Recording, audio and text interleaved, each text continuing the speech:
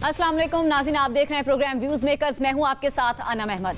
Director general inter services public relations major general Ahmed Sharif Chaudhry ने आज पहली प्रेस कॉन्फ्रेंस की है, जिसमें उन्होंने मुल्क की सिक्योरिटी सूरत हाल के हवाले से आगाह किया।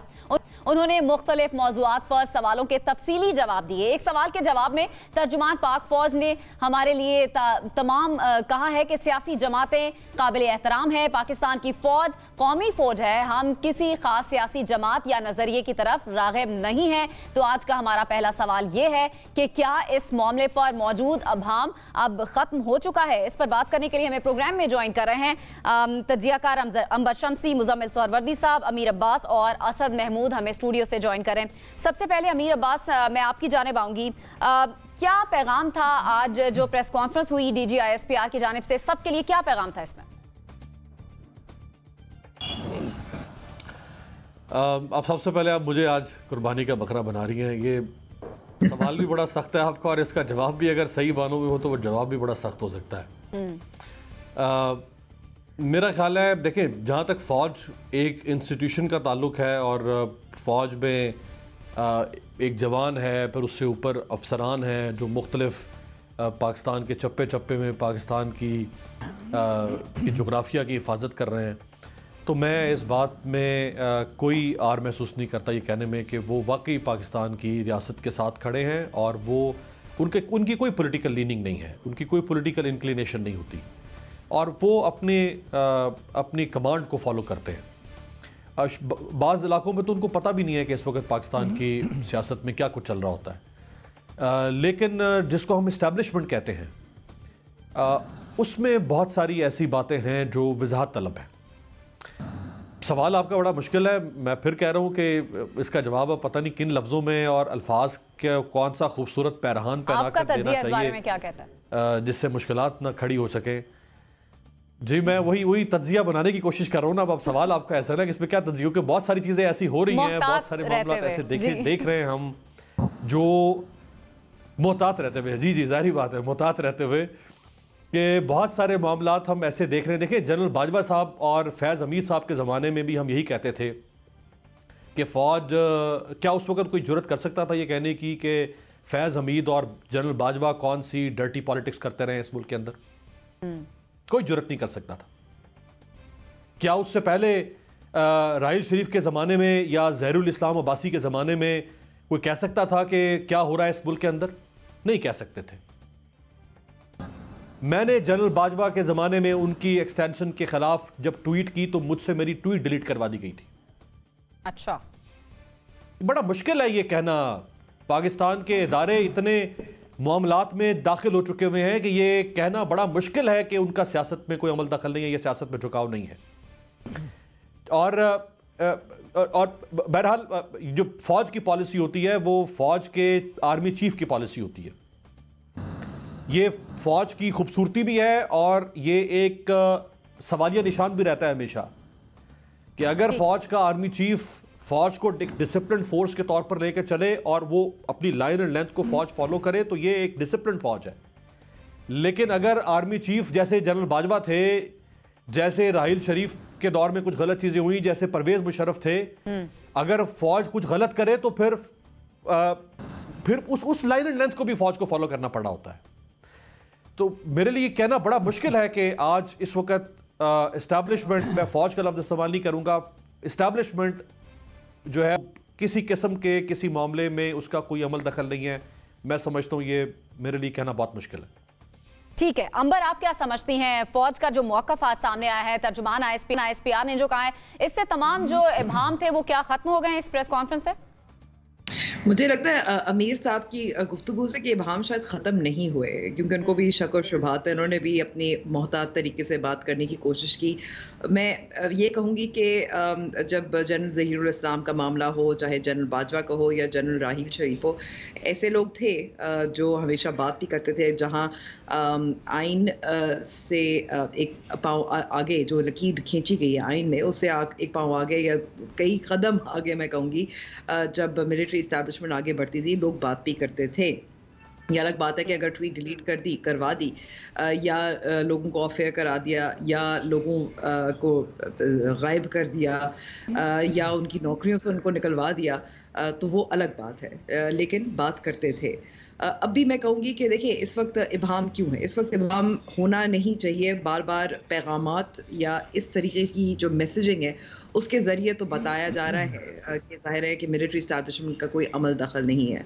बहुत दिलचस्प मेरे ख्याल में सवाल और जवाब का जो सेशन था आज की जो प्रेस कॉन्फ्रेंस पे, उसमें एक सवाल किया गया था जो सिक्योरिटी फराहम करने की बात की गई थी इंतखाबात के लिए, तो उसमें बहुत दिलचस्प जवाब था। वो ये था कि ये वजारत दिफा ने और बात बिल्कुल दुरुस्त है, जो फ़ौज है वो वज़ारत दिफ़ा के अंडर ही आती है, उसने जवाब दे दिया है, वो हमारे लिए काफ़ी है और उससे ज़्यादा आगे नहीं कोई कमेंट किया गया। हमने ये भी देखा जब मेजर जनरल आसिफ गफूर थे, वो तो ये भी बात हमें बताते थे, हमें कहते थे कि आप मुस्बत रिपोर्टिंग करें 6 माह तक। तो यानी कि वो इंस्ट्रक्शंस जो शायद अमीर साहब को इनडायरेक्टली दी गई थी अपनी ट्वीट डिलीट करने के लिए, वो तो बहुत डायरेक्टली रिपोर्टर्स को बताया जाता था कि वो किस तरीके की रिपोर्टिंग करें, मुस्बत रिपोर्टिंग करें। तो मैं कहूँगी कि इस वक्त ये नज़र आ रहा है कि फ़ौज अपने पैगामात के ज़रिए ये बिल्कुल वाज़ेह तौर पर बताना चाह रही है कि हम वाकई न्यूट्रल हैं। इसमें आर्मी चीफ आसिम मुनीर साहब की जो पार्लियामेंट को भी ब्रीफिंग थी, उन्होंने ये कहा कि ये नया पुराना पाकिस्तान छोड़ें, हमारा पाकिस्तान है,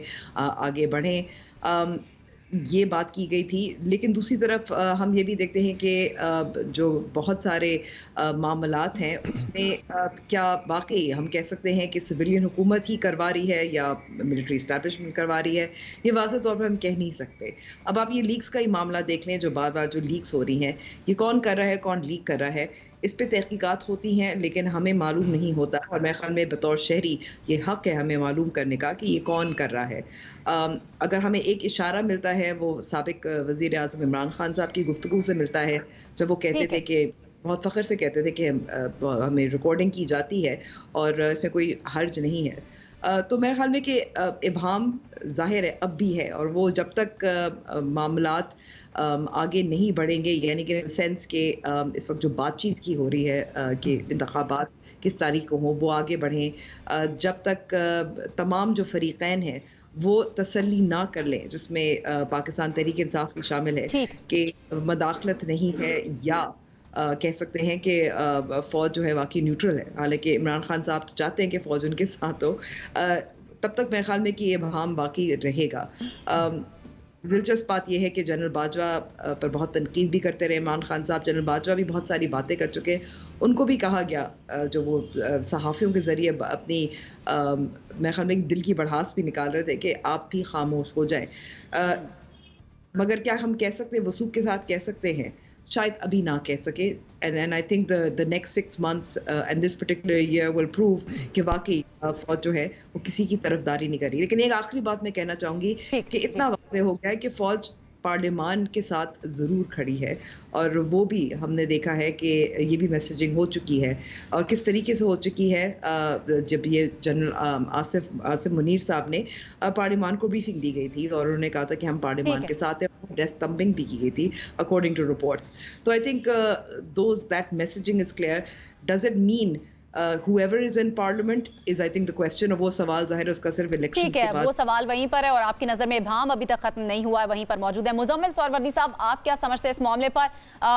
फौज का वाज़ेह पैगाम आज नजर आया है आज की प्रेस कॉन्फ्रेंस में कि वो न्यूट्रल हैं। आप क्या समझते हैं, क्या पैगाम दिया गया आज?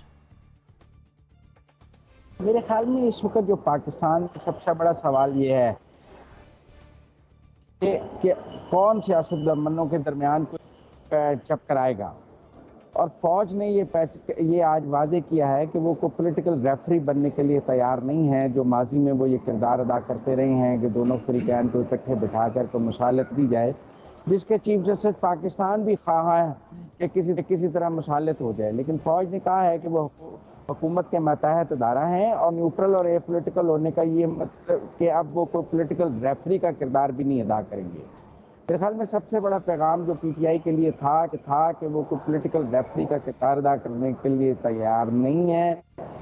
अगर वो इस तरफ देख रहे हैं कि फौज तहरीक पीडीएम को एक मेज पर बिठाकर कोई सेटलमेंट करवा दे। फौज इसके लिए बिल्कुल तैयार नहीं है। उसके मादी के तलख तजर्बात हैं कि ऐसा पॉलिटिकल रेफरी बनना उनके लिए कोई इतना फ़ायदेमंद और सूदमंद नहीं होता। इसी तरह उन्होंने इलेक्शन के मामले पर भी वाज़ेह कर दिया है कि वो हुकूमत के महतायत इदारा हैं, जो वजारत दिफा ने कहा है वो उसके साथ खड़े हैं। सोशल मीडिया के हवाले से भी उन्होंने वाज़ेह कर दिया है कि जो सोशल मीडिया पे मुहिम चलाई जाती है उसकी उन्होंने मजम्मत की है। और हम रोज़ देखते हैं कि इमरान खान साहब कहते हैं कि मेरे सोशल मीडिया एक्टिविस्ट को कानून ने पकड़ लिया, फलां ने उस पर केस कर दिया। तो वो जो इस वक्त पीटीआई की तरफ से एक कैंपेन है पाक फौज के लोगों के और उसके न्यूट्रल होने पे, उसके अंदर भी वाज़ेह मैसेजिंग थी कि उसकी मजम्मत उन्होंने की है कि वो, क्योंकि वो पीडीएम तो चला नहीं रही इस वक्त फौज के खिलाफ मुहिम, इस वक्त तो वो पीटीआई की तरफ से आ रही है। इमरान खान साहब ने ही फौजी रैंक के अफसरों के मुख्तलिफ नाम रखे हुए हैं और उन्हें मुख्तलिफ नामों से वो पुकारते हैं और उनकी सोशल मीडिया ट्रेंड्स भी इस हवाले से वाक़ई हैं। लिहाजा मेरे ख्याल में बड़ी क्लियर मैसेजिंग थी। एक तो हम कोई पॉलिटिकल रेफरी या कोई बीच बचाव नहीं कराएंगे, जो कि 27 तारीख को अब चूँकि केस सुना जाना है और पिछली हेयरिंग पे चीफ जस्टिस ने कहा था कि अगर सियासी जमातें आपस में कुछ तय कर लें तो मैं कोई रास्ता निकालूंगा। तो फ़ौज उसमें किरदार अदा करने के लिए तैयार नहीं है कि ये सियासी जमातों को इकट्ठे बैठाए, खुद बैठते हैं तो बैठ जाएँ। इसी तरह सोशल मीडिया के जो ट्रेंड्स हैं उसका डिस्प्ले सबके सामने है और इंतखाबात के हवाले से भी उन्होंने कहा है हम जो वज़ारत दिफा ने कहा है हम उस पर आमीन कहें। ठीक है असद महमूद साहब, क्लियर मैसेजिंग है, इसमें कोई बहाम वाली बात तो है ही नहीं। मुल्क के 3 बड़े मसले हैं, तीनों का उन्होंने वाज़ेह जवाब दे दिया। ठीक है, वाज़ेह जवाब आपकी नज़र में आ गया है फौज की जानिब से। असद महमूद साहब, आप क्या समझते हैं आज की जो प्रेस कॉन्फ्रेंस थी उसका निचोड़ क्या है? बिस्मिल्लाहिर्रहमानिर्रहीम। Anam, thank you very much.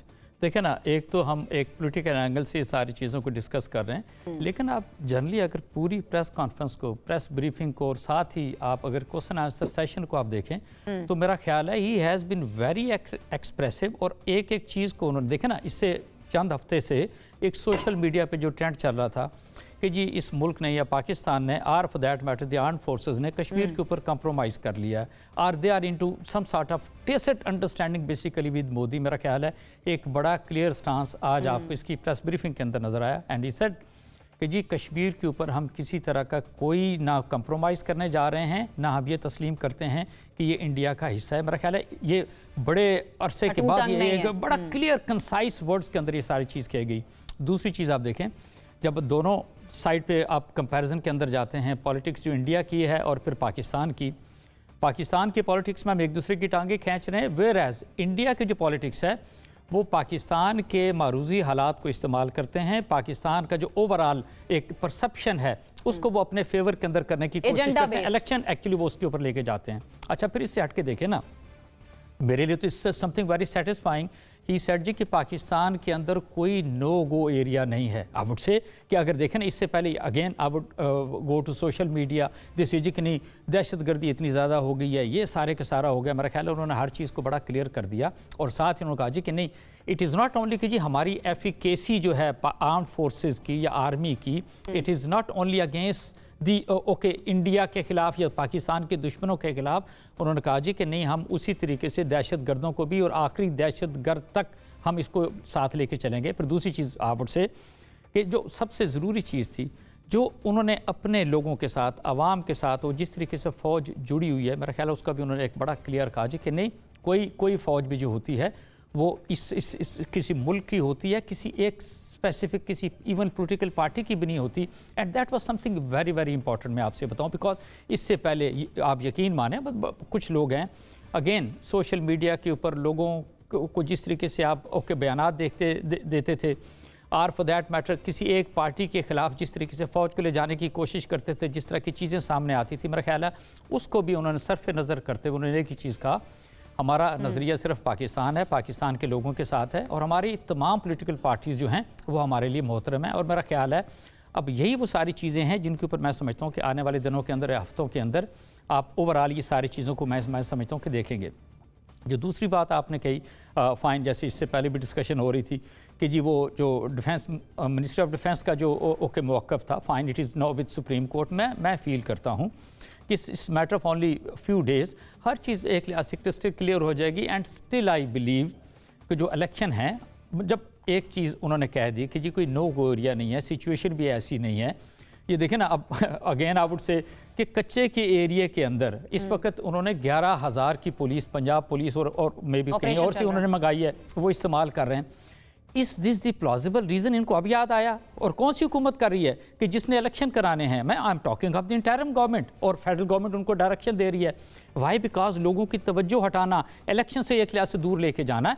जब हम कॉन्स्टिट्यूशन की बात करते हैं तो मेरा ख्याल है हम सब, हमारी फ़ौज, हमारे जितने भी इदारे हैं, इंक्लूडिंग सुप्रीम कोर्ट की बात करते हैं, ये खड़े हैं अपने कॉन्स्टिट्यूशन के साथ। आपको जो प्रॉब्लम नज़र आती है वो इस वक्त ये जो टूटी फूटी आपकी पार्लियामेंट है ना, उसके अंदर आपको इशू नज़र आता है, उसके अंदर आपको प्रॉब्लम नज़र आता है। They want to avoid these elections. Why? Because आप ये देखें इस वक्त जो सिचुएशन आपको नज़र आती है, तो हरबा ये पीडीएम इस्तेमाल कर रही है कि किसी तरीके से ये इलेक्शन से दूर हो, एक क्लास से हो जाएं। तो मैं समझता हूँ कि ओवरऑल जो आज की प्रेस ब्रीफिंग है, to me it's something very encouraging. और मैं समझता हूँ आने वाले दिनों के अंदर आई फील कि मेरा ख्याल है सिचुएशन मुझे तो बेहतर होती नजर आती है। आपको सिचुएशन बेहतर होती हुई नजर आ रही है। अमीर अब्बास, अब सोशल मीडिया की अगर हम बात करें तो सबके लिए एक चैलेंज बना हुआ है। आपको लगता है कि आज के टाइम में फौज के लिए भी सोशल मीडिया एक बड़ा चैलेंज है, उसको डील करना? एक तो मैं तारीफ करना चाहूँगा अंबर की, उन्होंने मुझसे ज़्यादा बहादुरी से जवाब दिया है। और मैं जहाँ पे हिचकिचा रहा था या लुकनत महसूस कर रहा था, तो उन्होंने निस्बतन बेहतर तरीके से बता दिया है कि इस वक्त क्या हो रहा है। सोशल मीडिया बहरहाल आप उसको रोक नहीं सकते, और ये अब एक 5th pillar of the state के तौर पर सामने आया है। ऑल्टरनेट मीडिया है, और पूरी दुनिया में, बल्कि अरब स्प्रिंग को तो कहा ही सोशल मीडिया की पैदावार कहा जाता था। अमेरिका से लेके और फार ईस्ट तक और मिडल ईस्ट से लेके साउथ एशियन कंट्रीज़ तक सोशल मीडिया किसी भी रियासत की ताकत को चैलेंज कर रहा है, हुकूमतों को चैलेंज कर रहा है। और उसमें फ़ौज भी बहरहाल जहाँ पे कहीं कुछ शिकायत होगी लोगों को इस्टेब्लिशमेंट से, लोग उसका बरमला इजहार करेंगे। ये मुमकिन नहीं है कि अब उस इजहार को रोका जा सके। हुई है कोशिश ऐसी, लेकिन वो कामयाब नहीं हो सकी है। इस दौर में भी हुई है, उससे पहले भी हुई है।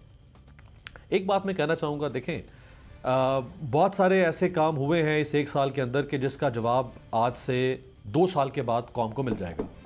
ठीक है। अभी नहीं मिल सकता। यानी लोग बताएंगे कि कामरान टसोरी कैसे गवर्नर सिंध लगे, लोग बताएंगे कि सहाफ़ियों के खिलाफ गद्दारी और बगावत के मुकदमात कैसे कायम हुए। क्या वो राना सनाउल्लाह के अंदर करने की जरूरत थी, या वो सूबाई हुकूमत कर सकती थी? लोग बताएंगे कि शाहिद असलम, जिसने जनरल बाजवा के 12.5 अरब रुपए के स्कैंडल को इन्वेस्टिगेट करना चाहा, जो विसल ब्लोअर बना, उसी शाहिद असलम को उठा के ठोक दिया गया। लोग बताएंगे आज से 2 साल के बाद। लोग बताएंगे कि एक ही जमात के खिलाफ इस वक्त कभी गद्दारी, कभी दहशतगर्दी, सेडिशन, म्यूटनी, शानदाना गुलजार जैसी एक खातून पार्लियामेंटेरियन जिसका एक पुरअमन किस्म की औरत है, उसके ऊपर भी सेडिशन का केस। लोग बताएंगे 2 साल के बाद कि कैसे हुआ। अभी नहीं बता सकेंगे। लोग बताएंगे कि ये जो एक ही जमात और चंद जजेस की जो ऑडियो कॉल्स पहले टैप की जाती है, फिर उनको लीक किया जाता है, ये कैसे होती हैं, कौन कर सकता है। लोग बताएंगे बहुत कुछ, सिर्फ 2 साल के बाद। कब और कैसे सामने आएगा? इस रियासत के अंदर हमने एक हैरेसमेंट का माहौल बनाया हुआ है। देखिए, हम इस रियासत में हमने हैरेसमेंट का माहौल है, और इस रियासत में अभी भी कुछ जगह ऐसी हैं कि जिनको छुआ नहीं जा सकता, जिनके बारे में बात नहीं हो सकती है, और एक माहौल है घुटन का रियासत के अंदर। अगर आप बात करेंगे, सवाल उठाएंगे, जेन्युइन सवाल भी उठाएंगे, तो आप गद्दार करार दिए जाएंगे। आप जेन्युइन सवाल भी उठाएंगे तो आप नंगे वतन करार दिए जाएंगे। आप जेन्युइन सवाल भी उठाएंगे तो आप दहशतगर्दी या बगावत या म्यूटनी का केस भुगतेंगे। आप जेन्युइन सवाल भी उठाएंगे तो आपको कहा जाएगा कि ये जिसे कहते हैं ना, कैसा दस्तूर जुबाबंदी है तेरी महफिल में। तो अब इस महफिल में नहीं बात हो सकती बहुत ज्यादा, इतनी बात हो सकती है जो मैंने कर दी। ठीक है, ठीक है। मुजम्मिल सोहरवर्दी साहब, आप कुछ कमेंट करना चाहेंगे अमीर अब्बास साहब की बात से? जी ज़रूर। देखें, सवाल ये है कि एक सियासी जमात जिसने सोशल मीडिया को बतौर हथियार इस्तेमाल किया है, वो अपने इस हथियार से रियासत पाकिस्तान को अपने सामने सरनगू करने की कोशिश कर रही है पिछले 1-1.5 साल से, और वो पाकिस्तान के अस्करी दिफा के और हर इदारे के जो भी उसके खिलाफ कोई थोड़ी सी बात करे या कोई फैसला दे या कुछ करे, उसके साथ वो सलूक करती है जो एक दुश्मन दूसरे दुश्मन के साथ करता है। हम इसको आज़ादी इज़हार राय नहीं कह सकते। और पता नहीं घुटन का माहौल आज था या घुटन का माहौल तब था जब इफ्तार आलम को गोलियां मारी जा रही थी, जब मतीउल्लाह जान को गायब किया जा रहा था, जब असद तूर की पसलियां तोड़ी जा रही थी, जब कोई FIR दर्ज नहीं होती थी, रास्ता नहीं अपनाया जाता था बल्कि दूसरा रास्ता अपनाया जाता था। घुटन का माहौल तब था जब एक वज़ीर आज़म कहता था कि ये फोन टैपिंग होनी चाहिए और ये बहुत जायज़ काम है और इसके बगैर तो रियासत चल ही नहीं सकती। वो तो घुटन का माहौल नहीं नजर आता था। अमीर अब्बास साहब को वो वज़ीर आज़म के अल्फाज तो याद नहीं है जो इस मुल्क में फोन टैपिंग को जायज जिन्होंने शुरू किया। उस वक्त भी घुटन का माहौल था भाई, इसी प्रोग्राम में बता चुका हूं। मुजम्मिल साहब सुना तो करें, मैंने कहा कि general Bajwa sitting army chief थे, उनके खिलाफ जब उनके इक़्तिदार का सूरज सवा नेज़े पर था, मैंने कहा था गलत एक्सटेंशन ली है। अमीर अब्बास साहब आप बात करने दें, फिर आपसे मैं जवाब लूंगी, इस पे कमेंट लूंगी। जी जी देखें, घुटन का माहौल इस मुल्क में तब भी था जब जो 2018 में RTS बिठा दिया गया और इस मुल्क के इंतखाबी नताइज को जो है वो तब्दील कर दिया गया। 2018 घुटन का माहौल तब भी था जब इस मुल्क में जो है रात को लोगों को नाहल किया जाता था, रात 12-12 बजे फैसले सुनाए जाते थे। आज तो वैसा कोई माहौल नहीं है। आज ऐसा ज़रूर माहौल है कि एक जमात जिसके बैरून मुल्क ओवरसीज जब जुलूस निकलते हैं तो उसमें जो ज़ुबान और जो नारे इस्तेमाल किए जाते हैं वो को पाकिस्तान के लिए खूबसूरत पाकिस्तान की निशानी नहीं है। वहाँ जो प्ले कार्ड्स और पोस्टर्स उनके झंडों के साथ होते हैं वो को आज़ादी इज़हार राय नहीं है। वहाँ से जो प्रोपेगेंडा पाकिस्तान के ख़िलाफ़ किया जा रहा है उसको कोई कानून जायज़ करार नहीं दे सकता। तो लिहाजा मैं ये समझता हूँ कि घुटन का माहौल या तो वो घुटन उनको याद नहीं है और आज की घुटन बहुत याद है और वो कह रहे हैं 2 साल बाद बात करेंगे। सवाल ये है कि वो कहते थे कि जी आर्मी चीफ के बारे में तब बात नहीं हो सकती, बाजवा और फैज के बारे में गुजरांवाला के जलसे में बात हो गई थी। ठीक है, फजलुर रहमान साहब ने 2018 के इंतखाबात के फौरन बाद आपका पॉइंट आ गया। मुजम्मिल साहब, अमीर अब्बास साहब आप जवाब देना चाहेंगे इस पर, जरा क्विकली कमेंट कीजिएगा। देखिए, मुजम्मिल साहब ने तो बहरहाल एक पार्टी को फोकस करके और उसके मुताबिक ही कोई ना कोई तज्जिया सामने रखना है, एक पार्टी सेंट्रिक। तो मैं तो पार्टी सेंट्रिक बात नहीं करूंगा। मैंने अभी अपनी बात के आगाज़ में कहा कि जनरल बाजवा के इक़्तिदार का सूरज जब सवा नेज़े पर था तो मैंने जनरल बाजवा की एक्सटेंशन जब जिस जो बयानियाँ आज जिनके हक में बयानियाँ मुजम्मिल साहब बना रहे हैं उन्होंने और PTI और इन सब ने मिलकर जनरल बाजवा को एक्सटेंशन देने की कानून साजी की थी। उस वक्त मेरे जैसे कुछ सर पे से फिरे लोग थे जिन्होंने पब्लिकली कहा था कि ये जुल्म करने जा रहे हैं अपने हाथों से, और हमने उस वक्त इन चीजों को फेस भी किया था। और ताज्जुब की बात यह है कि एक सहाफी होते हुए मुजम्मिल सोहरवर्दी साहब आज कह रहे हैं कि सहाफियों के साथ कुछ नहीं हो रहा। एक सहाफी होते हुए आज कह रहे हैं कि सहाफियों के साथ कुछ नहीं हो रहा। अगर उस वक्त हुआ था तो वो भी गलत था और हमने उस वक्त भी गलत कहा था। आज हो रहा है, आज भी हमने गलत कहा था। हम तो अपनी बात कर सकते हैं ना।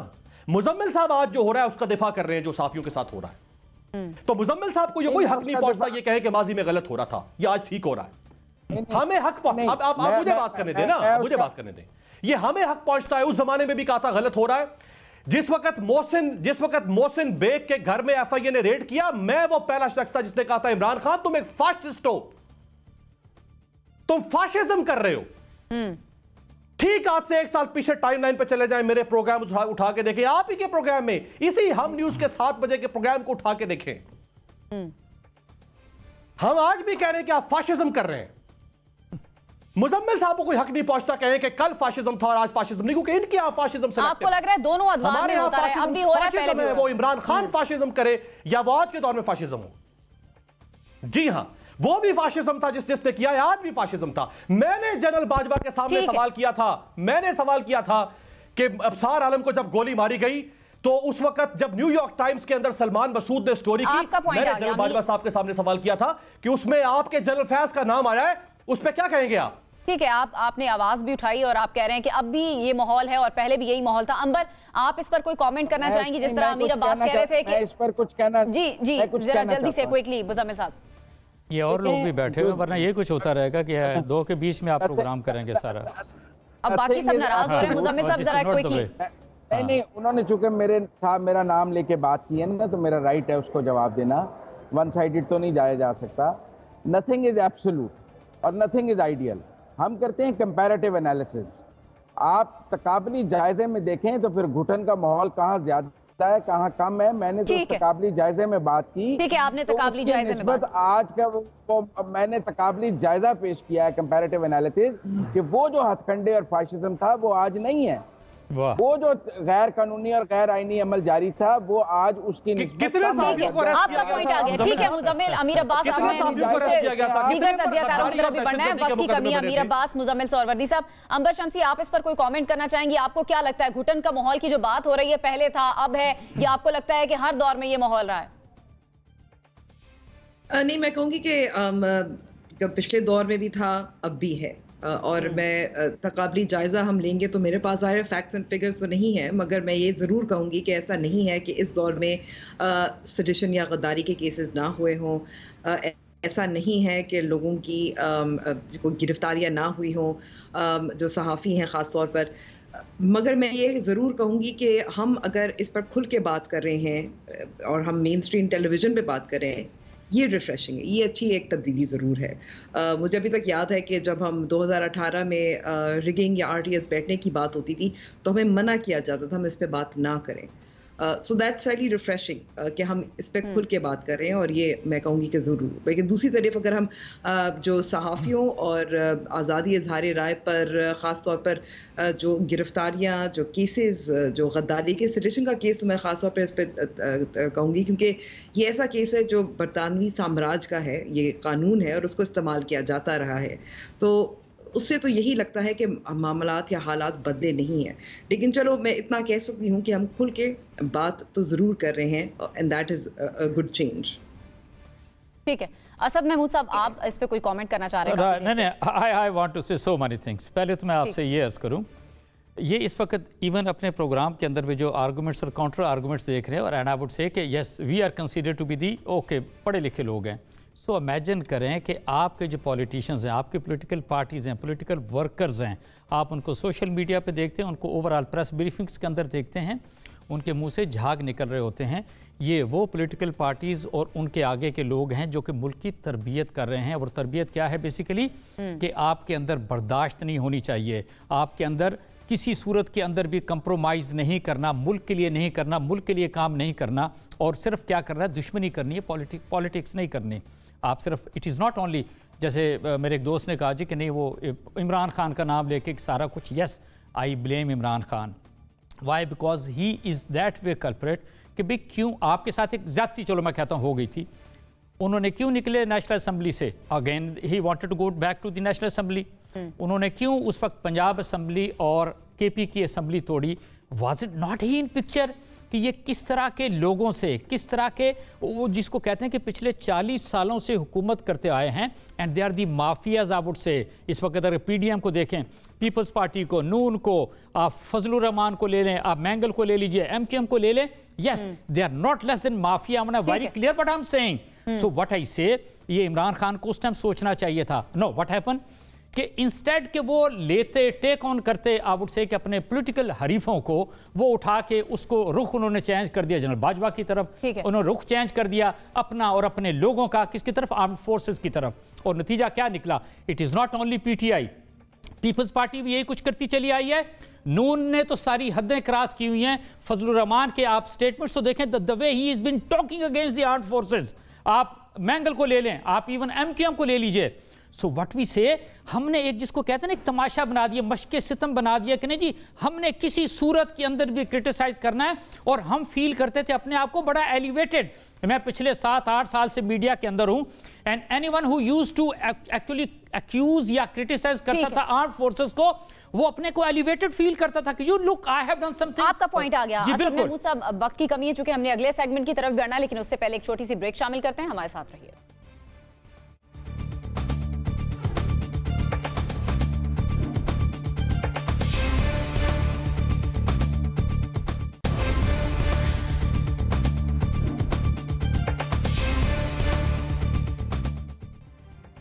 ब्रेक के बाद आपको कहेंगे खुशामदीद और बढ़ते हैं अगले सेगमेंट की जानिब। मुल्क में मुबैना ऑडियो लीक्स का सिलसिला जोरों शोर से जारी है। साबिक चीफ जस्टिस साकिब निसार की एक और ऑडियो सामने आ गई है जिसमें वो वकील ख्वाजा तारिक रहीम से गुफ्तगू कर रहे हैं। इससे पहले chief justice of Pakistan justice Umar Ata Bandial की सास और वकील ख्वाजा तारिक रहीम की एक मुबैना ऑडियो भी लीक हो चुकी है। हमारा सवाल यह है कि क्या हुकूमत को इन मुबैना इंकशाफात का सियासी फायदा हो रहा है?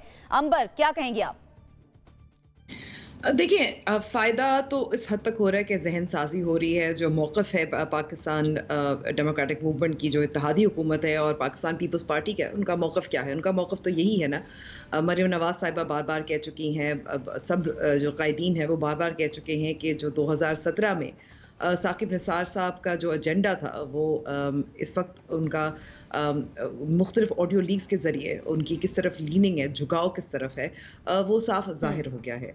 दूसरी तरफ मैं कहूँगी कि ज़ाहिर है अगर उनका एजेंडा सर्व हो रहा है और वो जिस तरीके से वज़ीर आज़म शहबाज शरीफ की लीक्स थी, उनकी तहक़ीक़ात हुई, हमें नहीं पता कि क्या हुआ, आगे क्या बना, वो यहाँ तहक़ीक़ात करने में दिलचस्पी तो नहीं रखते और ये ज़बानी कलामी बात है, यानी कि उनका एजेंडा सर्व हो रहा है। लेकिन दूसरी तरफ मैं कहूँगी कि जो अहम बात है इस वक्त, हम ये लीक्स ये इससे यही ज़ाहिर हो रहा है कि अब सियासत को, अब अहम अदालती मामलात को सास बहू का ड्रामा बना दिया है।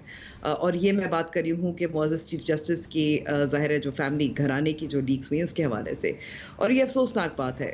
इससे ये ज़ाहिर होता है कि आप ज़ाहिर है झुकाव आप और अपना मौक़िफ़ जो है उसकी कन्फर्मेशन तो देख रहे हैं, लेकिन दूसरी तरफ मैं कहूँगी कि इसकी ज़िम्मेदारी इसको इस मामले को ख़त्म करने की अब ज़िम्मेदारी दो तीन मैं कहूँगी कि 2-3 फ़रीक़ैन के पास है। एक पार्लियामान के पास है कि जिस तरीके से सो मोटो के इख्तियारात पे कानून साजी हुई थी, सर्वेलेंस और ऑडियो टेपिंग के हवाले से भी कानून साजी करनी चाहिए। हालांकि आइन का आर्टिकल 14 जो है वो साफ ज़ाहिर कहता है कि हर पाकिस्तानी शहरी को प्राइवेसी इन द होम का हक है। वो उसके मद्देनज़र कानून साजी कर सकती है। दूसरा, जो एक अग्रीव पार्टी है वो ज़ाहिर है पाकिस्तान मुस्लिम लीग नवाज़ है, वो भी इस मामले को आगे लेकर जा सकती हैं। वो एतमाद नहीं करते इस मौजूदा ज़ाहिर है सुप्रीम कोर्ट में कई जजेस की जो बेंच है बनता है, तो ठीक है वो इस्लामाबाद हाई कोर्ट भी लेकर जा सकते हैं, वो मामले को आगे लेकर जा सकते हैं। इसके बावजूद कि मैं कहूँगी कि जो जज अरशद मलिक का मामला था वो आगे नहीं बढ़ा, लेकिन वो इस वक्त हुकूमत में है, वो कर सकते हैं। लेकिन मेरे ख्याल में कि एक बहुत अहम फरीक है, वो भी ग्रीव पार्टी है, वो है जजेस। हर चीज़ पे सो मोटो ले सकते हैं, लेकिन ये मामला आपने देखा होगा कि जब इससे पहले भी ऑडियो लीक्स हुई थी उसको ब्रश असाइड कर दिया गया था। हालांकि सुप्रीम कोर्ट के अंदर जो जजेस थे उन्होंने सवालात भी उठाए थे इन लीक्स के हवाले से, कि इनके किरदार के हवाले से। तो मेरे ख्याल में कि इसके भी जो कार्रवाई हो सकती है, इसकी मज़ीद तहक़ीक़ात हो सकती हैं, ये सुप्रीम कोर्ट भी और जजेस जो है वो भी इसको उठा सकते हैं। तो आई थिंक ये तीन, मैं कहूँगी इसको संजीदगी से मैं तभी लूँगी जहन साजी के अलावा जब ये 3 फरीक़ैन जो हैं इसको आगे मामले को आगे लेकर जाएंगे। ठीक है, असद महमूद साहब, आपको क्या लगता है कि इसका फ़ायदा बुनियादी तौर पर हो किसको रहा है? पूरी नून लीग को हो रहा है या पूरी पीडीएम को हो रहा है? और क्या ये फ़ायदा आपको वक्ती लग रहा है? अना, मैं तो कहता हूँ ना कि जो छोटे लोग हैं ना, और छोटे लोग जाके बड़ी कुर्सियों पे बैठ जाते हैं और then naturally they can not compete, उनके पास कोई मॉरल हाई ग्राउंड्स नहीं होते, तो then they resort to these kind of things. Amber ने बिल्कुल ठीक बात कही कि भी हमारी कोई पर्सनल एक लिहाज से आज़ादी तो एक लिहाज से है। So that mean I am talking to my brother, my sister, my father, my mother, but नहीं भाई, इधर इस मुल्क के अंदर मौजूद हैं ऐसे लोग मौजूद हैं, और मैं सबसे पहला नाम तो IB का लूँगा ना। IB के अंदर मैं आपसे ये भी कहना चाहूँगा कि उनके पास इतना सोफिस्टिकेटेड इक्विपमेंट है कि शायद मेरा ख्याल है ISI के पास नहीं होगा। टेपिंग की मैं बात कर रहा हूँ आपसे, and IB comes directly under the federal government. FIO को ले लें, अब उससे कि आप ये देखें कि ये जो PDM की हुकूमत है ये किस तरीके से अपने वसाइल को इस्तेमाल कर रही है। और मैं ये कहता हूँ कि चूँकि अब ये आग एक्चुअली आप कह सकते हैं कि शायद ये पहुँच गई है सुप्रीम कोर्ट तक या उनके जजेस की या उनकी फैमिली तक, ये इन सारी चीज़ों का तदारक तो बहुत एक लिहाज से पहले किए जाना चाहिए था। वो जिस तरह बात हो रही थी ना इससे पहले वाले सेगमेंट में जी कि घुटन है, ये वो घुटन है जिसका आप शिकार हैं। और मैं I know so many friends they know when they are talking to me और they are talking to somebody else, they say यार टेप हो रही होगी and say to hell with it, let them tape whatever they feel like. मेरा ख्याल है हम पाकिस्तानी अब इतने बहादुर, इतने आज़ाद फील करते हैं, we don't bother who is tapping and what are we talking, और सारे का सारा आई वुड से कि ये महज़ब कौमें जो होती हैं, बाशऊर कौमें जो होती हैं, और आई से कि उनके जो रूलर्स होते हैं, जो समझदार होते हैं, इस तरह की छोटी हरकतें नहीं करते, but unfortunately it is happening. अब हम बात करें कि किस तरह की जहन साजी आप कर रहे हैं। मैं तो जहन साजी तो ये लेता हूँ ना कि पिछले 1 साल के अंदर आप पेट्रोल की कीमतें, आटे की कीमतें, घी की कीमतें, चीनी की कीमतें क्या से क्या लेके चली गई। मुझे आज भी याद है कि जब इमरान की हुकूमत के अंदर 65 रुपये केजी चक्की का आटा गया था तो पूरा मीडिया ऐसे चिल्ला उठा था कि जैसे पता नहीं क्या हो गया, और आज चक्की का आटा 195 रुपीज़ केजी पिंडी के अंदर मिल रहा है। Nobody bothers about it. ये प्रायोरिटीज़ के एक लिहाज से अनम ये बात आती है। ठीक है, अनफॉर्चुनेटली जब एक सोसाइटी जो है ना वो हाई मॉरल ग्राउंड पे, हाई पेडिस्टल पे नहीं रहती, they resort to these kind of, ये छोटी चीज़ों को एक लिहाज से लेके चलते हैं, फैमिलीज को लेके चलते हैं, उनकी बातों को लेके चलते हैं, उनकी वीकनेसेस को लेके चलते हैं, उसको एक्सप्लॉइट करते हैं, because they don't have the courage के उसका मुकाबला कर सकें ओवरऑल ओपन फील्ड के अंदर। ठीक है, मुजम्मिल सौरवर्दी साहब, जिस तरह अभी असद महमूद साहब बात कर रहे थे, अभी ऑडियो लीक्स का जो सिलसिला चल पड़ा है और ये तेज तर होता जा रहा है, और ये आग अब सुप्रीम कोर्ट के जजेस तक पहुंच गई है, उनकी फैमिलीज तक पहुंच गई है। कब थमेगी ये आग, और साथ ही साथ ये भी कमेंट कीजिएगा कि इसका फायदा किसको हो रहा है। देखिए, कोई नई बात तो है नहीं। अगर मलक कयूम और शहबाज शरीफ की ऑडियो टेप जायज़ थी और उसको आज भी दलील के तौर पर इस्तेमाल किया जाता है, तो फिर मज़ाहिर अली नकवी और परवेज़ इलाही की ऑडियो टेप भी जायज़ है। और अगर मरियम नवाज़ और परवेज़ रशीद की ऑडियो लीक निकालना जायज़ थी और उसका भरपूर सियासी फ़ायदा उठाया गया, तो फिर आज चीफ जस्टिस की सास और ख्वाजा तारिक रहीम की बीवी की ऑडियो भी जायज़ है, क्योंकि अगर उनकी प्राइवेट लाइफ की कोई सीक्रेसी नहीं थी, कोई सेक्रेट नहीं थी, और उसका आपने भरपूर फ़ायदा उठाया सियासी, कि देखें ये बात ना करें कि ऑडियो लीक हुई है, कंटेंट को देखें, बात क्या हो रही है। जब ये कहा गया कि फ्रूट बास्केट्स बांटी जा रही हैं, मरियम नवाज की ऑडियो आई तो ये कहा गया कि नहीं देखें फ्रूट बास्केट्स जा रही हैं, ये रिश्वत जा रही है। किसी ने ये तो नहीं कहा कि उनकी प्राइवेट गुफ्तगू है। तो भाई इस मुल्क में कोई पहली दफ़ा ऑडियो लीक हुई है?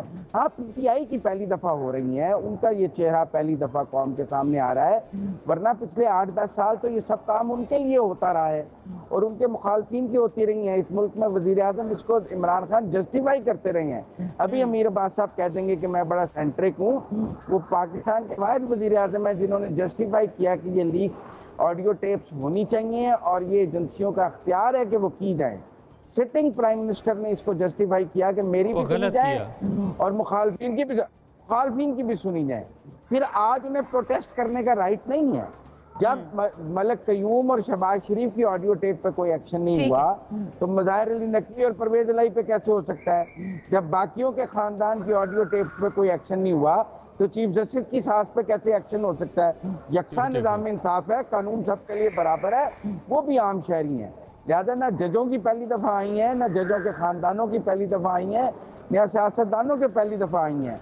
जिनकी पहली दफ़ा आई हैं वो बहुत इस वक्त मुश्किल में नज़र आ रहे हैं, क्योंकि वो तो पहली दफ़ा चक्की के इस पहिए में पिस रहे हैं जिससे सियासी जमातें 30-30 साल से पिसती आई हैं। इन्होंने मार्शल लॉ देखी हैं मुख्तलिफ अदवार, और जो जलावतनियाँ काटी तो पहली दफ़ा जिनके साथ हो रहा है वो रोने लग गए हैं, उनकी आंखों के आंसू थम नहीं रहे हैं। बाकियों ने तो मौत की कॉटरियों से भी निकल कर आए हैं लोग और यहाँ आकर उन्होंने काम किया है। लेकिन एक और बात है, एक इस वक्त इस मुल्क में ये बयानिया मौजूद है कि जो अदलिया है उनके ख़ानदान की जो पॉलिटिकल इंक्लिनेशन है अदलिया के फैसले उसके असर में है। ये मुज़म्मिल साहब ठीक है, आपका पॉइंट आ गया। बतौर दलील आ रही है और दलील दे रही है, उसको सबूत दे रही है। I would like to आप जरा क्विकली असद महमूद साहब टाइम की कमी है। देखना जिस तरह की बात हो रही है इसका मतलब ये है कि सुनिए और सर दुनिया, यानी हम मादर पिदर आज़ाद हैं, जो दिल करता है करें और there is no check and balance. और मेरा ख्याल है ये नैरेटिव बिल्ड करना कि नहीं अगर किसी को कोई फैमिली की कोई गुफ्तगू है and it is going to affect the supreme court decisions, I say this is not the way, और ये नहीं है बिल्कुल ऐसा। ठीक है, अमीर अब्बास साहब आप क्या कमेंट करना चाहेंगे? जिस तरह अभी बात कर रहे थे मुज़म्मिल साहब के सिर्फ कंटेंट को देखना चाहिए, तो आपके नज़दीक आपको लगता है ये एथिक्स वगैरह या इस तरह की चीज़ें देखना कि प्राइवेसी क्या है, इन चीज़ों को नहीं देखना चाहिए, सिर्फ कंटेंट को देखना है और ये देखना है कि कौन क्या बात कर रहा है? देखिए मुजम्मिल साहब फॉल्स इक्विवेलेंस ड्रॉ कर रहे हैं, जिसको फॉल्स पैरेलल भी कहते हैं या जिसको लॉजिकल फैलेसी भी कहते हैं। गलत बेतुकी चीज़ों को जोड़ के आप एक बयानिया खड़ा कर दें और लोगों को हम इंटेलेक्चुअली बताएं कि जी नहीं ये ऐसे नहीं और ऐसे है। कोर्ट्स को बुली करने के लिए आप जजों की कॉल टैपिंग करना शुरू कर दें, सिर्फ उनको सबड्यू करने के लिए। आप इसकी तायद कर रहे हैं, आप इसको अप्रिशिएट कर रहे हैं। क्या जस्टिस काजी फायद ईसा साहब की अहलिया नहीं होंगी, या उनकी कोई सास नहीं होंगी, या उनके बच्चे नहीं होंगे? क्या जस्टिस अतर मिनल्ला साहब के खानदान में कोई फर्द नहीं है? क्या उनकी कोई सास नहीं होगी हयात? क्या उनकी अहलिया नहीं होंगी? उनके साले समदी नहीं होंगे? कोई देवर जेठ नहीं होंगे उनकी बीवी के? क्या जस्टिस मंसूर अली शाह साहब का कोई रिश्तेदार नहीं होगा? क्या वो डाइनिंग टेबल पर बैठ के कोई सियासत की गुफ्तगू कभी नहीं करते होंगे? मैं उनकी डाइनिंग टेबल के नीचे कोई चीज चपका दूं ऑडियो रिकॉर्डिंग के लिए? क्या वो गाड़ी में बैठ के किसी के साथ गप नहीं लगाते होंगे? मैं उनकी गाड़ी को बक करना शुरू कर दूं? ये किस किस्म का हम आर्गुमेंट दे रहे हैं बैठ के यहां पे, और हम मुआशरे को किस तरफ लेकर जा रहे हैं? ये सिर्फ और सिर्फ एक बेशर्मी और बेहयाई पर मबनी किसी मुआशरे में इस बात की दलील दी जा सकती है कि हां ये काम जायज है। जो गलत है उसको स्ट्रेट फॉरवर्डली कहा जाता है कि ये गलत है, और ये जब भी हुआ होगा वो गलत हुआ होगा। अगर किसी जज ने अपने किसी कोड ऑफ कंडक्ट को वायलेट किया है तो आप उसकी ऑडियो को टैप अगर आप कर रहे हैं तो आप उसको किसी रेलेवेंट फोरम पर लेकर जाएं। आप उसको मीडिया पर रिलीज कर रहे हैं, इसका मतलब है कि आप पॉलिटिकल स्पेस में खेलना चाहते हैं उसके खिलाफ। आप सिर्फ और सिर्फ उसके खिलाफ एक प्रोपेगेंडा मुहिम चलाना चाहते हैं। आप सारे इस कॉन्स्टिट्यूशनल क्राइसिस को पॉलिटिसाइज करना चाहते हैं, क्योंकि आपके पास कॉन्स्टिट्यूशनल आर्ग्यूमेंट नहीं है, आपके पास लीगल स्टैंडिंग नहीं है। उस कॉल में तो है ही ऐसी कोई बात नहीं है। अगर यही चीफ जस्टिस उमर अता बंदयाल साहब की सास का झुकाव या उनकी हमदर्दी पीटीआई की तरफ है तो वो एक आम शहरी है। इन्हीं चीफ जस्टिस उमर अता बंदयाल साहब की जो बेटी है उनकी सास सिटिंग एमएनए नून लीग की, उनके ससुर सिटिंग एमएनए रहे हैं नून लीग के, उनके देवर या जेठ अली परवेज मलिक नून लीग के सिटिंग एमएनए है। तो फिर जो इमरान खान के खिलाफ इसी उमर अता बंदयाल ने फैसला दिया था और कासिम सूरी की रूलिंग को उड़ा फेंका था, फिर मुझे भी यह कहने का हक दें कि उमर अता बंदयाल ने वो फैसला इसलिए दिया था क्योंकि उनकी बेटी की सास नून लीग के एमएनए और उनकी बेटी का ससुर नून लीग का एमएनए। ठीक है, मुजम्मिल को लेकर कम से कम हमें तो इस तरह की बातें नहीं करनी चाहिए ना। सियासतदानों ने जो गंद करना करने दें, हम सियासतदान बन के बैठ के यहाँ पे जुडिशरी को भी पॉलिटिसाइज करें। हमें शटअप कॉल देनी चाहिए ऐसे लोगों को जो जुडिशरी को पॉलिटिसाइज कर रहे हैं। हाँ, जहां कोई क्लियर कट चीज किसी के बारे में सामने आए, बिल्कुल उसका फोरम है, फोरम पे जाए।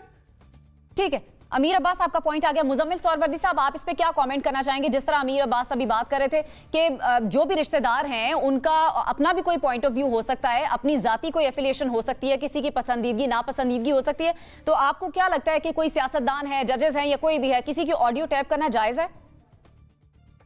ऑडियो टेप करना अगर जायज नहीं है, पर मैं ये कह रहा हूँ कि ये कोई आज तो ये काम शुरू नहीं हुआ है जो आप इतना शोर मचा रहे हैं। जब माजी में होता था तो इसको जायज क्यों करार दिया जाता था? मैंने तो बात शुरू की, मल्लक तय्यूम और शहबाज शरीफ थे, वो सिटिंग जज नहीं थे। लेकिन पर्सनली आप इसको कंडेम करते हैं, ये नहीं होना चाहिए। नहीं, और मैं नहीं, आप मेरी बात समझें जी। अमीर अब्बास साहब ने कहा रेलेवेंट फोरम पे जाएं, भाई गए ना मज़ाहिर अली नकवी के खिलाफ रेलेवेंट फोरम पे बुलाया सुप्रीम कोर्ट ने, सुप्रीम चीफ जस्टिस ने सुप्रीम जुडिशियल काउंसिल का उसको पहले पब्लिक किया है, ईसा के लिए तो बाद में गए फोरम पे, पहले पब्लिक किया उसको। बात करने दें अमीर बात है। मैं तो आपकी बात के दरमियान में एक लफ्ज नहीं बोला।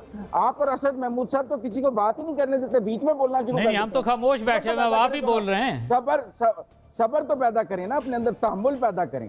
सवाल ये है कि क्या काजी फैज ईसा और शौकत सिद्दीकी के लिए तो सुप्रीम जुडिशियल काउंसिल का इजलास 24 घंटे में हो जाए और मज़ाहिर अली नकवी की दफा खामोश पैगाम दे चीफ जस्टिस, तो फिर वो सियासत नहीं कर रही हैं, फिर वो खामोश पैगाम किसको दे रहे हैं? ठीक है, आपका पॉइंट आ गया। जब आप पॉलिटिकल मुजम्मिल सोहरवर्दी साहब, ठीक है, पॉलिटिक्स कर रहे हैं तो पॉलिटिक्स हो रही है। फुल कोर्ट बना देते तो आप ये तनाज़ा ही ना होता। क्यों एक मखसूस वक्त की कमी है मुजम्मिल सोहरवर्दी साहब, वक्त की कमी है, हम जा रही है। ठीक है, एक कमेंट अगर आपकी इजाजत हो, शॉर्टली जी, जरा क्विकली जी। एक देखिए, जस्टिस मुज़ाहिर अली अकबर नकवी साहब की जो ऑडियो आई वो पब्लिक की गई है। आप उस ऑडियो को सुप्रीम जुडिशियल काउंसिल में उनके खिलाफ जो रेफरेंस है उसके साथ लव करते, उस सीडी को अटैच करके वहां रखते, प्रूफ करते वहां पे।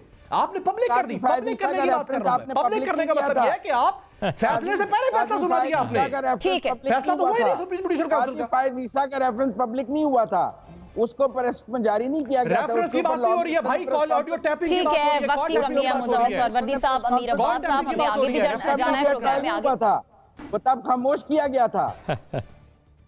जो बीज बोए हैं वही काटेंगे ना, अब जो फसल बोई है वही काट रही है। हाँ, वो काट रहे हैं। ठीक है मुजम्मिल साहब, आपकी बात समझ आ गई। ठीक है, आपकी बात समझ आ गई। हम आगे भी बढ़ते हैं प्रोग्राम में। हमने आगे बात भी करनी है हुकूमत और जो MQM के दरमियान मामलात हैं उस पर भी अब बात करेंगे। अब जो मुत्तहिदा कौमी मूवमेंट है वो भी नाराज दिखाई दे रही है, तो जरा क्विकली आप सबसे मैं कॉमेंट लेना चाहूंगी। अंबर, सबसे पहले मैं आपकी तरफ आऊंगी। हुकूमत और MQM के दरमियान मरदमशुमारी पर जो इख्तलाफात हैं, आपको क्या लगता है हुकूमत के लिए खतरे की घंटी अब बज चुकी है?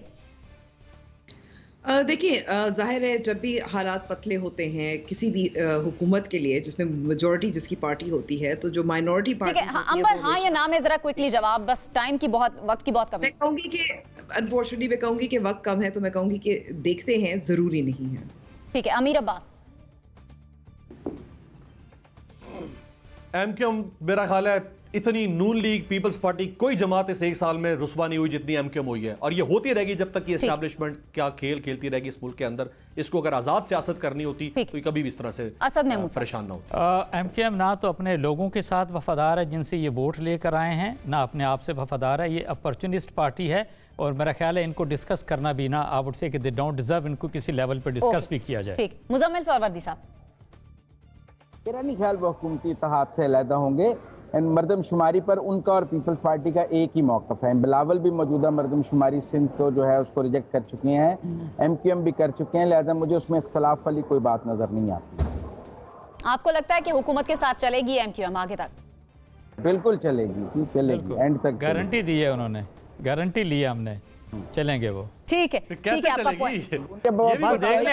कैसे चलेंगे ना, और कैसे चलेगा, चलेगी कैसे चलती है, कैसे चलेंगे तो वक्त बताएगा कि हुकूमत के साथ MQM। मैं 1 मिनट इसका एक जवाब देता हूँ जी, कि अब फैज नहीं है, सियासी जमातों को बात करने की इजाजत नहीं है। क्या बात है, का गला नहीं घोट रहा, मतलब आप देखें ना, फैज जो है वो सब अपनी बात कर रहे हैं, वो चिड़ है। इमरान खान की हुकूमत नहीं है कि DJIS ये नैरेटिव आया हुआ है, ऊपर से आया हुआ है, वो सामने एक्सप्लेन किया जा रहा है। यस, ये नैरेटिव है, नैरेटिव बिल्ड किया गया over a period of time. ये हर फैज के लिए नैरेटिव है। आपका मसला ये है, जब फैज चले जाते हैं तो ये बेफैज होते हैं, फैज के होते हुए ये बाफैज रहते हैं। ठीक है, दौर में भी बेफैज ही थे सारे। ठीक है, ठीक है, आप सबका पॉइंट आ गया। ठीक है, आपका पॉइंट आ गया। अंबर शमसी, मुजम्मिल सरवर्दी साहब, अमीर अब्बास और असद महमूद, आप हमारे साथ प्रोग्राम में मौजूद थे, बहुत बहुत शुक्रिया। अहम मौज़ूआत पर आज हमने प्रोग्राम में बात की। कल दोबारा हाजिर होंगे, हमें इजाजत दीजिए, अल्लाह ने के बाद।